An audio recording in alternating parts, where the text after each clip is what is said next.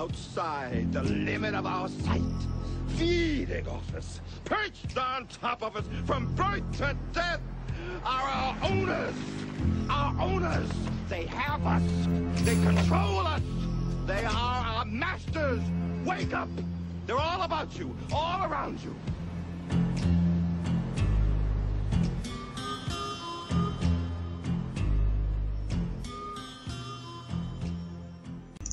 Where there's thunder, there's lightning. John Nada. So, as promised from a previous video, this is the picture of the bow that I picked up the other day. It's a bear, black bear, I believe 45-pound raw. Now, on to today's topic, which is something that was brought up in the comments of the last video that I made concerning whether or not MGTOW should continue to talk about women and discuss women. You know, why, and this is something that you have divided views about, because there are those that feel that, you know, if we're going our own way, then we should not discuss women. We should move beyond that and discuss, you know, the other finer points of life. And this is also something you'll hear a lot of feminists and some other people say, that, you know, if you're going your own way, why are you still talking about women? And then you have those in the community that, even though they're going their own way, they still feel it's a necessary part of going your own way to discuss women and the things that go along with female nature, in order to remind oneself of why they're where they're at to begin with, and also as a warning to others who are just now kind of glomming on to this knowledge. And I kind of feel as if both viewpoints are correct in their own way. Now, I don't know how many of you, played sports or maybe do some fishing. Archery is a good example. But I look at it like this. In baseball, you have things called fundamentals. And these are basic foundational things that you do and that you must do and continue to work on in order to advance in skill level, in order to become adequate, and then not just be adequate, but also move beyond in your skill level. You must first master the basics and the fundamentals. And this is kind of how I look at this argument. It was kind of like what Paul Proteus was saying in his From and To video, where we have to understand how we got to be where we're at right now. You look at some of the greatest baseball players ever, Joe DiMaggio, Babe Ruth, Roberto Clemente, some of these guys, they didn't just start out at that level. They started out at a very basic level, doing the fundamentals, doing the basics, and built a foundation upon that. And so the person that you saw on the baseball diamond was the result of years of practice, years of understanding how the game works and implementing it, muscle memory, and all those sort of things. They didn't just start out that way. In the same way that you might see a guy, a bodybuilder, or maybe just an average guy out there who's in really good shape, and you may never know that he was actually overweight at one time. He was actually considered obese at one time. And at some point in time, he had a revelation, and he decided he was not going to be that way anymore. He decided he was not going to allow his health to go down that road. But the person that you see standing before you now, the in-shape person, the rock-solid person, was not always that way. And maybe it was the way they were treated in school. Maybe it was some kind of health issue that arose from their eating habits and their weight. But whatever it was, it caused some turning point in their life. It caused some change in their life for them to start thinking about food and health and exercise differently. So then you can't begin to understand how that person got to where they are without first understanding what they went through. You can't begin to understand, why they are the way that they are, how they got to this point, how they reached this conclusion, without first seeing their turning point, the point where they really did some introspection, the point where they really started looking at their life and made a decision to either continue to live life as they had been or to make a change. And so, again, back to freedom from and freedom to. So many of us meet people throughout our lives. Many of us have seen the results of MGTOW in the lives of others that we've met who have also made this decision to go your own way. And without the context of knowing, about gynocentrism and Bertholdt's law and hypergamy and female nature in general, without that context, it looks, as if we have just come to these conclusions out of some sort of hatred of women or out of some sort of, male chauvinistic viewpoint that maybe someone had taught to us, rather than showing that we have come to this conclusion because of the experiences that we've had with women, the experiences that we've had throughout our life with a gynocentric society. And so what I would suggest, and this is how I see the two tying together, is that it's important, I think, in your personal life. It's important in your personal life to maintain those experiences, maintain in your mind how you got to where you got to. But for me, it's not so much so important on a personal level in terms of hypergamy, Bertholdt's law, and all those things.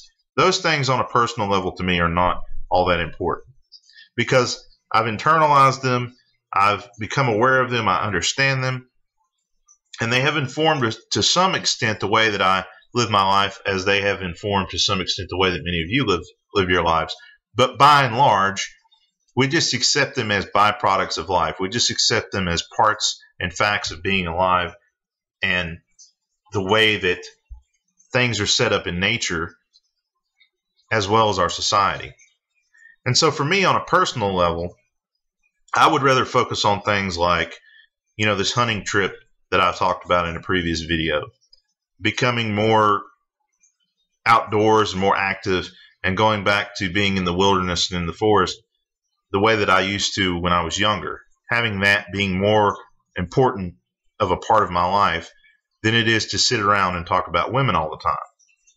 In my personal life, the things that are important to me are my, financial freedom, my personal freedom, and also my hobbies. It's much more important to me. I would rather, in my personal time, sit around and learn about, survival skills, learn about hiking and camping and different things like that, as well as other hobbies that I've mentioned on the program. So in my personal life, I have gone my own way in the way that many of you have gone your own way in your personal life. It is within the community that I believe it's important to discuss these things such as female nature and to, quote, bring women up. It's not so much so something that I do in my personal life, in my everyday goings abouts, in my going to pay my bills, in my going to do whatever it may be. But I do believe that, and not only that, it may not really even be advantageous, most people would say, to even discuss these things in your personal life. But I do believe that that's what the community is here for. Be it the YouTube community or the Reddit community, as it relates to the MGTOW community on both of these forums, that there is a time and a place to discuss female nature and all these things that we have become aware of and awakened to. And I believe that's within the community, because there are guys every day that they're on the cusp of learning the truth. They have not quite yet figured things out. And many of us would not be where we were it not for these communities. And so, though it may not be so important in my personal life to discuss these things or to be fixated on these things, I think that without these things in the community, without discussing them within the brotherhood, so to speak, that we're kind of not putting context to why many of us are where we're at.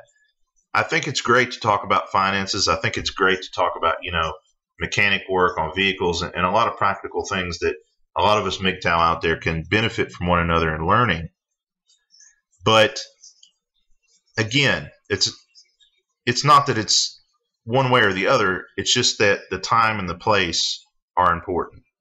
In our personal lives, we should be focused on our self-development, our self-growth, our becoming our highest being, if you will, and going our own way. Whereas within the community, we can still discuss these things that were the catalyst to get us to this point to begin with. And in the process, help other guys, help other brothers understand what's going on around them in society. Now, real quick, I watched a Lauren Southern video a little while earlier where she was asking people questions out in front of a mosque. And the reason I bring that up is there's been a lot of criticism of Lauren Southern in her latest video of Why I'm Not Married. Now, something she said in the video, it's just like you see little things here and there once you put the Hoffman lenses on and take the red pill. TradCon women like to protest Islam, but they do not protest gynocentrism. Now, in the video, Lauren says to one of the mosque goers something about she can't enter the mosque because she's a woman. And the guy said, well, no, you can go into the mosque if you put on a hijab or, you wear the appropriate clothing. You have every right, at that point to enter the mosque. And what immediately stood out to me in my mind was Lauren Southern's out here protesting the Islamic treatment of women. And to which, I couldn't care less about. I couldn't care less how Islam treats women.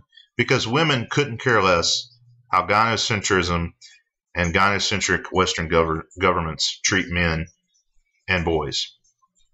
But that being said, Lauren Southern could still enter the mosque, provided that she was willing to submit herself in the same way that the men who enter the mosque have to submit themselves in their certain actions and presentation. But if a man is the victim of domestic abuse from their female partner, wife, girlfriend, or whatever, he does not have the right to enter under any circumstances a domestic abuse shelter for women only.